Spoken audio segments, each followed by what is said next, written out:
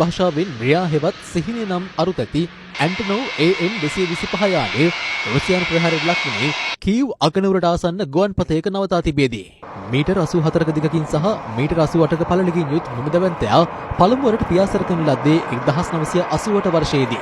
මෙම යානයෙන් වරකර රැගෙන යා හැකි භාණ්ඩ ප්‍රමාණය මෙට්‍රික් ටොන් 250ක්. 1980 දශකයේදී රුසියාව මෙන්ම යුක්‍රේනයේද ඒකාබද්ධව පැවති සෝවියට් සමූහාණ්ඩුව සමයේදී මෙම යානය නිෂ්පාදනය කර ඇත්තේ භාණ්ඩ විශාල ප්‍රමාණයක් එකවර ගුවනින් ප්‍රවාහනය කිරීමට මතු වූ අවශ්‍යතාව හේතුවෙන්. ඇන්ටනෝව් 225 ගුවන් යානයේ ඉන්ධන කිලෝග්‍රෑම් ලක්ෂ 3ක් ගබඩා කිරීමට ඇති පහසුව හේතුවෙන් ඊට එක්වරක් ඉන්ධන පිරවීමෙන් අනතුරුව කිලෝමීටර් 15400ක දුරක් පියාසර කිරීමට හැකිවීමද විශේෂත්වයක්. ශ්‍රී ලංකාවටද ම්‍රියා නම් මෙම යානය සමග අතීතයක් පවතින අතර එම යානය 2018 වසරේ අප්‍රේල් මාස 18 වැනිදා මත්තල ජාත්‍යන්තර ගුවන්තොටුපළට පැමිණියේ දින 4ක් වෙනුවෙන්. විනාශ වූ යානය ප්‍රතිසංස්කරණය කිරීම සඳහා ඩොලර් බිලියන 5ක පමණ මුදලකුත් වසර 5කට අධික කාලයකුත් ගත වූ නැති බවයි ගුවන් යාන නිෂ්පාදන සමාගම් පෙන්වා දෙන්නේ. කෙසේ වෙතත් යානය ප්‍රතිසංස්කරණය කිරීමට පියවර ගන්නා බව යුක්‍රේන විදේශ කටයුතු අමාත්‍ය දිමිත්‍රෝ කුලේබා ට්විටර් පණිවිඩයක් නිකුත් කරමින් අවධාරණය කළා.